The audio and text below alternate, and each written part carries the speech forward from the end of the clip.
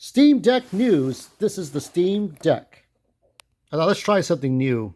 Let's try something different here. Sabrent launches a discrete $30 clip-on Steam Deck gaming hub, brings the USB-A storage options and USB PC upstream power delivery. This dock fits so well on the Steam Deck you can keep it there semi-permanently. So this is the thing in question. What is that? It looks like something you attach for AM/FM radio. What is that thing? You can ping Wi-Fi. The Sabrent USB Type-C 3-port gaming hub for Steam Deck is just $30 on Amazon. It gives Steam Deck users a neat way to have ready access to 3 USB ports, 2 for A, 1 for C, and 3.2 with PD. Sounds good. I remember I got my neighbor one of those multi-plug things you just stick things into the wall. Uh, I don't know if I have this over here somewhere. Oh yeah. So this yellow cable, it's basically what this is like you have this extension. So the extension, like you have an extension cord, but with multiple plugs. And this is for USB and I don't know if it has USB out, if you could plug something into it or out of it, but I think it's just going into it. Specifically built for the console. So there, I think it's on Amazon now. You can check it out. Okay, here it is. Here are the designs. USB-A 3.2, there's C, and then there's 5 3.2. So there's 2 of those. That's interesting. Yeah, so it's an extension, so you could add it on there. There's like they'll put all kinds of things on there, won't they? What if Valve made a Steam Deck for TVs? Well, we made our own. Oh, this is the not the Switch dock, but the Steam dock. I don't know if you can call it the Steam dock, but it's something. It's being able to do this. Let's see how he does it. If you add an HDMI dock and a wireless controller to your Steam Deck, it's basically a console that can play. I don't like getting interrupted. Reading.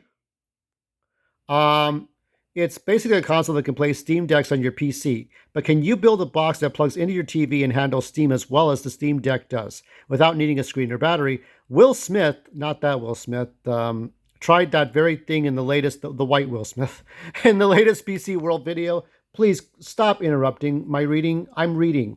Fuck off. Go fuck your mother. I'm reading. Digging through the piles of loose tech, Will found a B-Link SER7, a mini gaming PC that runs off an AMD 7840 HS APU. It's remarkably similar to the portable PC gaming gadgets like the Steam Deck, except it uses laptop hardware to make a teeny tiny desktop instead. The second part is the software. Valve doesn't officially publish the SteamOS builds that run on the Steam Deck, but since it's basically just Steam running on top of open source software, you can get it off there and tweak it for other machines. Which is exactly what the Hollow SO project is.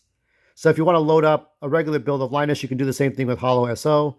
So it's trying to make easier ways to dock your Steam Deck and then put it up on the TV.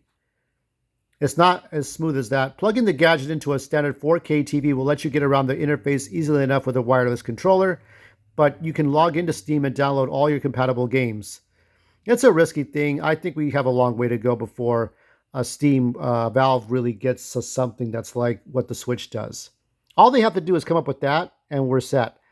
I mean, right now, as I know it, there are the terabyte models and then the OLED models, but no next gen Steam Deck yet. I don't know if I would ever get that.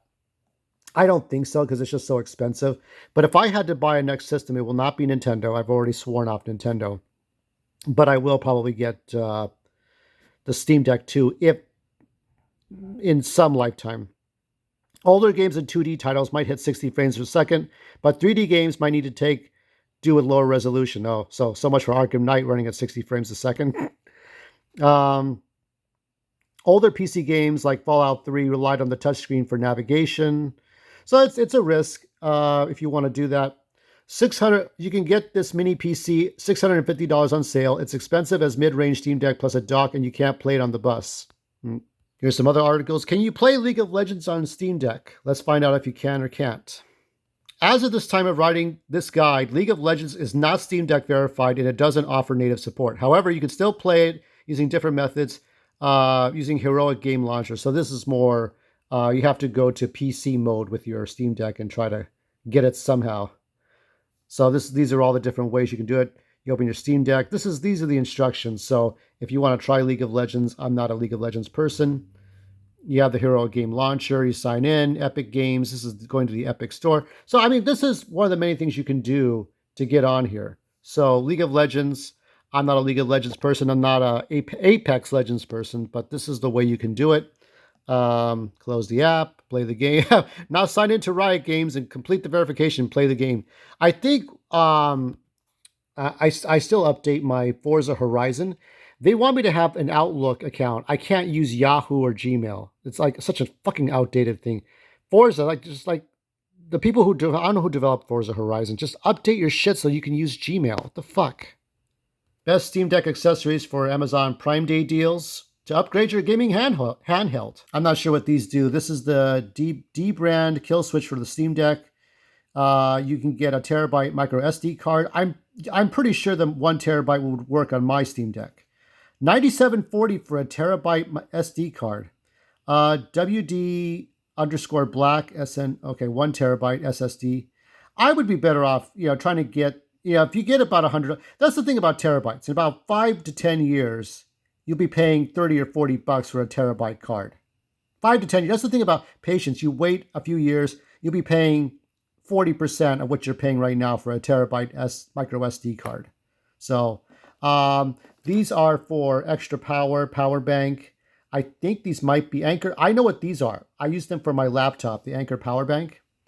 USB-C adapter. That's all I got for this one for new accessories. Session. Skate Skim adds cloud saves and is now Steam Deck verified. So yesterday, the developers announced on Steam that Valve gave it the green Steam Deck verified tick. And today they updated the post to know that they've now implemented Steam Cloud support too, so that you can sync your progress properly across desktop and handhelds too. Always good to see. I don't know much about this. Is this like the successor to Tony Hawk? What is that? Let me know in the comments. Nobody ever tells me in the comments. Somebody will tell me whether or not it's a good successor. Inspired by the golden age of gaming, street skating. I mean, Tony Hawk is probably the gold standard of skating. There's also Skate, I think came out for the 360. Steam Deck gets massive performance boost with AMD FSR 3.1 in frame generation. With this frame generation has landed on Steam Deck, but with this, the gaming handheld has seen a massive boost in performance on the supporting titles. For example, on Spider-Man Remastered, 720p and medium settings, ETA Prime showed a jump around 45 to 75 frames per second. So let's see. Spider-Man Miles Morales. I have a 10 fucking gigabyte update on that game. Ratchet and Clank: A Rift Apart. See a massive improvement. That's the one. Ratchet and Clank need a real improvement. That's the one that you had the cringe loading screen between portals. ETA Prime was able to get smoothly 720 to 800p resolution before enabling FSR. They are running at 30 to 45 frames. Oh my god. But now they go up to 60. So that's pretty good. Ghost of Tsushima, a game that's not easy to get smooth frame rates. This one allowed it to go over 70. So that's neat. It's over 70 frames per second. Another challenging game that ETA Prime has showcased is Horizon Forbidden West. I don't know if I've seen it yet on the Steam Deck, but I think they just... I know it's on the Steam store, but not on the Steam Deck store as far as I know. Unfortunately, AMD FSR and frame generation didn't do much to make the title run well. Oh, there's limitations to Forbidden West. It is forbidden to make it run faster. Even with the FSR and performance mode resolution 720. So it's hard to get to a steady 60 frames per second. However, with the GPU clocked in at 1600 megahertz, the experience gets a little better. Overall, this thing... I'm going to call it. It's a great feature for gaming handhelds such as the Steam Deck. Legion Go currently $601 on Amazon. It's currently limited to only a handful of games, so hopefully more will see support soon. Let's end it on this article here. Let's see this article here. Can we see? Nintendo Switch 2 performance boost to fall short of Valve's Steam Deck. Nintendo's next generation console is rumored to improve performance in docked mode while maintaining efficiency in handheld mode. But why is it going to fall short, you say? Why would it do that? Let's see more. The question is how powerful the hardware will be, and according to Moore's law is dead, a YouTube that has many industry insiders, a YouTuber. Nintendo's focus for the Switch 2 will be improving docked performance while maintaining power efficiency. The Switch 2 will run at 5 watts and feature a fanless cooling solution, and in docked mode, it will be bumped up to a range of 15 to 30 watts, depending on the load of the game. To compensate for this bump in voltage or wattage, Nintendo will introduce a cooling solution. As for raw performance, the rumored chip inside the 2 is designed with the power of efficiency.